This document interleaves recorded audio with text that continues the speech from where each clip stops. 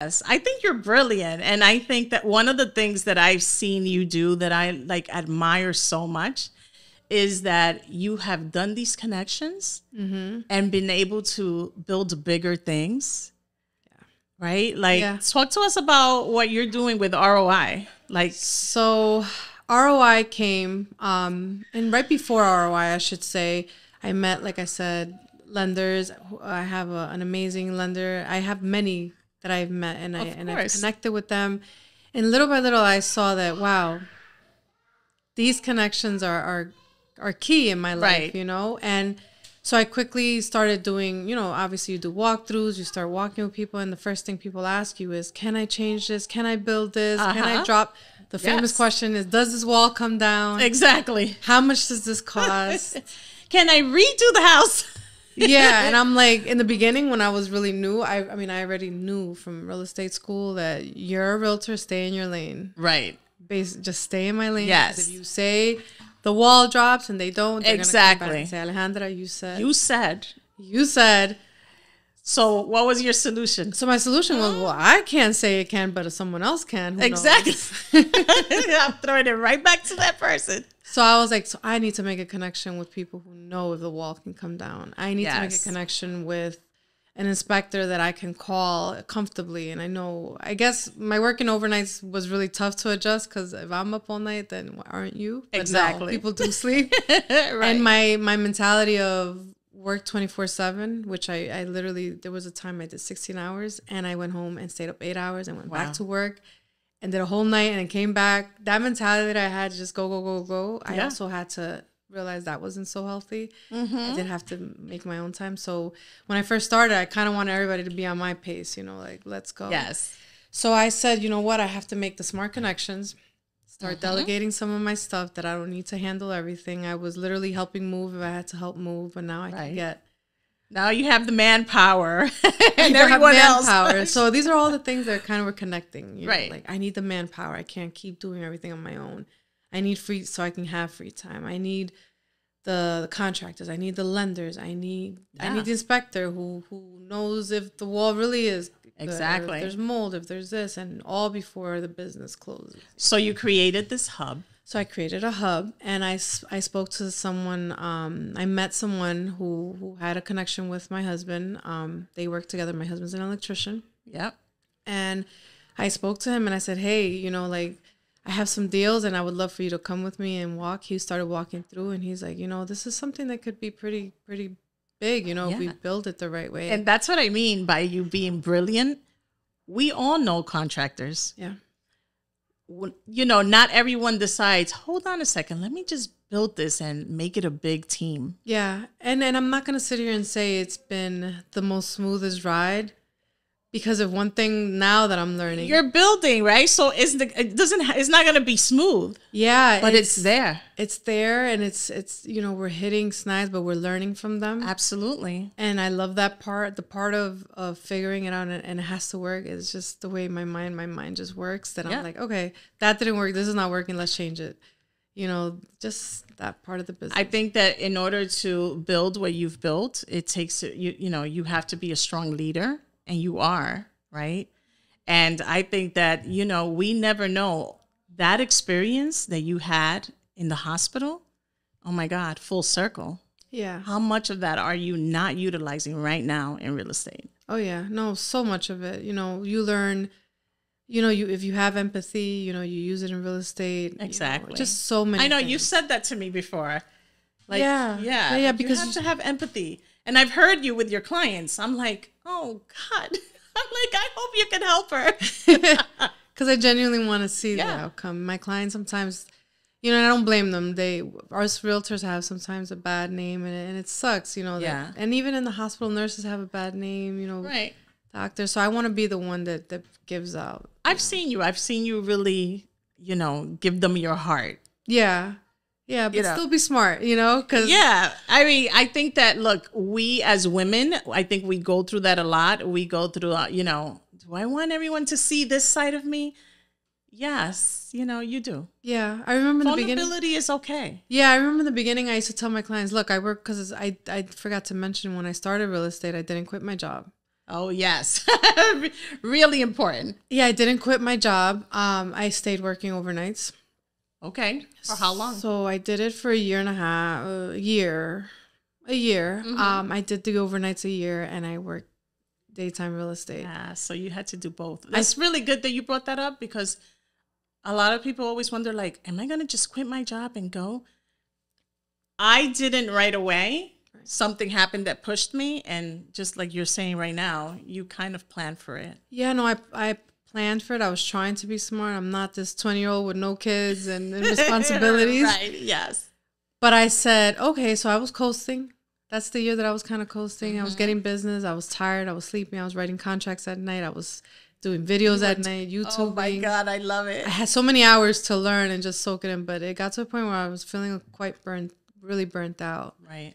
You know, and as I mentioned, I have kids. They were feeling the even more burnout. So, you know, I took some time off mentally. I had to like take some time off from the ER. Like COVID really, it was huge in the healthcare industry for most of us healthcare workers. Right. You know, like You went through it. Physically, like you didn't realize like everything you saw. Like once COVID calmed down, and then once you stopped, you realize, wow, this really affected me. Right. Seeing so many people, so many families. I remember there was a night where a husband was trying to sneak into the ER. I think he came dressed as a nurse or something, and it was desperation. Yeah, and those moments really were like, okay. And I remember just thinking, like, I gotta keep doing this. You know, absolutely. Like, and I did. And then there was one, I needed that mental break. I took it. And the minute I took that mental break from the hospital and took off, it's where my business just skyrocketed. I really put all my focus in.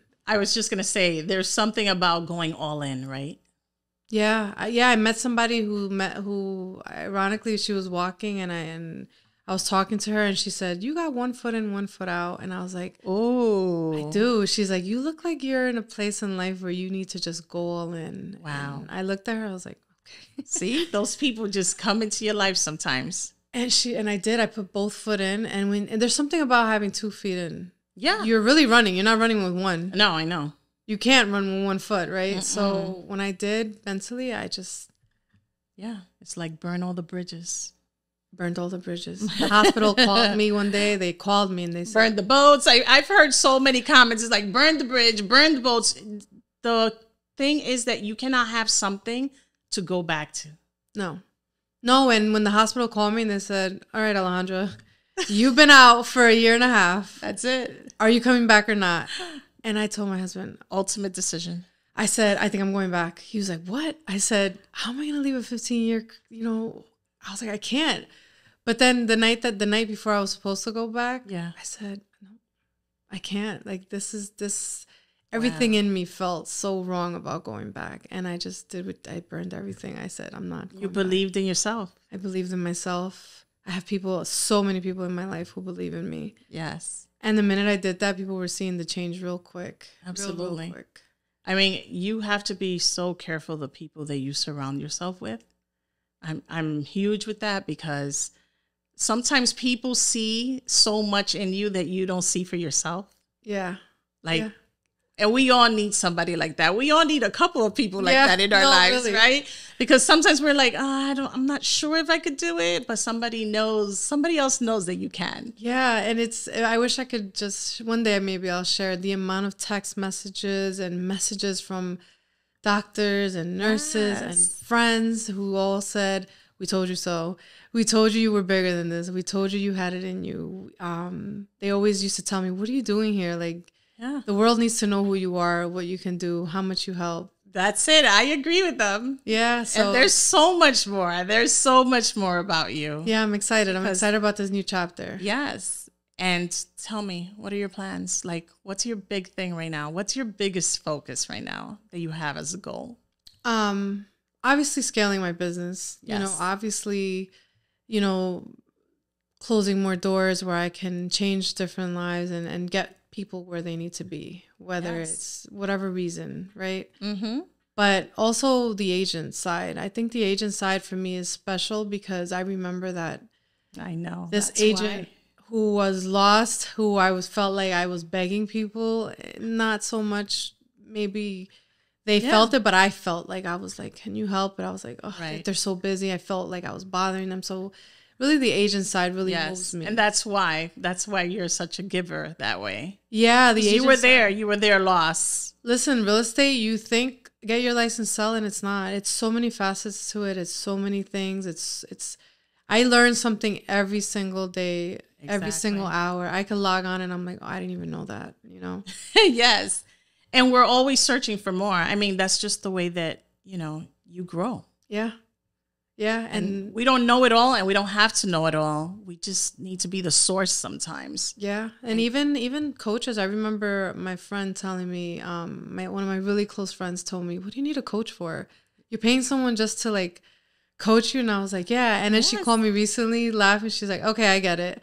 I so get it. Yes. And it's amazing. So now if I have a coach, Yes. who have changed my mindset. Absolutely. We've been to events Absolutely. Yes. where we've sat there crying. Yeah, we're growing. I mean, when you find someone that wants to grow with you, and it's just like accountability is huge. Yeah, and Right? you're huge in my life. Aw, you're huge in mine. I'm like, hey, what are you doing? You're checking in on me. I'm like, I'm going. I said I'm doing it. I know. In the beginning, I was like, oh my God, I'm going. But it was like, and you're like, Alejandra. But now, like, you text me the other day, we're past the what was it? Yeah, we're past the courtesy. The courtesy. Yeah, I'm like, I laughed so hard, and I was like, you're so right. But to have you in my life pushing me and me doing that for someone else absolutely. that's so exciting for me. Like having another agent text me and be like, Alejandra, and I just kind of guide them. Like, yeah. they say there's no handbook for parenting, right? Or no handbook for marriage. Well, real estate, There's definitely not one here.